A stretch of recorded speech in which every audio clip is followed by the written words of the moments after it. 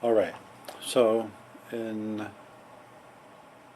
the blog below where I talk about a link on stroke awareness and Life as a Running Mom's virtual blog, virtual run um, that's coinciding with that.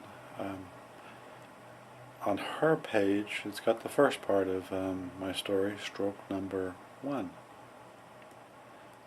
So we now move into stroke number 2. That was a nasty one. Ended up taking out the thalamus on the left side of my head, so I had no perception on the right side of my body. How I noticed it was the fact that I couldn't write anymore with my hand, had no control over that. When driving, was having a very, very hard time figuring out where the right side of my car was in relation to anything else. In the parking garage at work, I would park on a wall, not in an open area, because I needed the wall to tell me when I was at a stopping point. It's very, very scary. And I'm so glad that I live so close to work that I don't have to drive that far.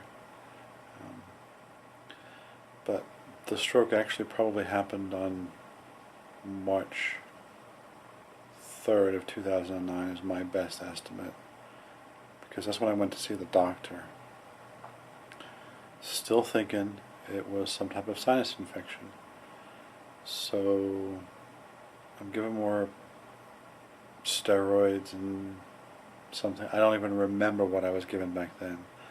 But I know that on that Friday, the March the 6th, I had such an uneasy, disconcerting feeling in me that I got to a hospital and they kept me overnight for observation in the ER, and they would do an hourly test on my blood because they were thinking that maybe I was having some issue with my heart.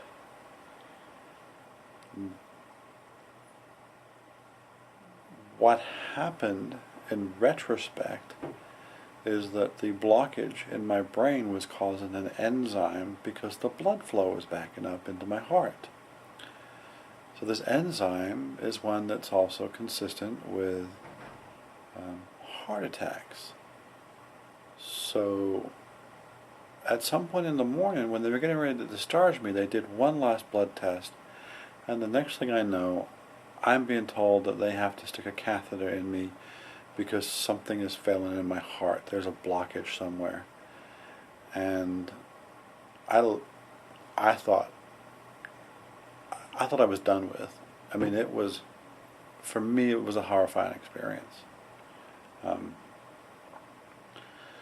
I called my parents, just because I was freaking out. I got a hold of Sarah, or did they get a hold of Sarah? God, I don't even remember that part of that morning. I just know that when they went to go prep me, they had to super drug me up because I was just shaken in terror. And I do remember when I was fully aware when they rolled me into the actual procedure room and hoisted my big ass frame onto the bed, and the surgeon who was going to be doing that looked at me, and I just said, you know what, I can't anymore, it's up to you. I said, just bring me back, that's all I ask. And that's the last thing I remember from that. So we get through that ordeal, and my parents there for the weekend, or it was my mother and my brother? It was my mother and my brother, and I was doped up. Finally the next week, I'm like, something is still not right. I can't write. All these things that I cannot do anymore, and I'm just, nothing on that side of my world seems real. And um, I made a list. I sat down and thought, okay, I need to create a list so that someone can hear what I'm saying, because I know something's not right. And I called my doctor and I said, I have to speak to the doctor. I had already made a decision that if he didn't hear me, I was going to drive 254 miles, which in the state I was in would have been ridiculous.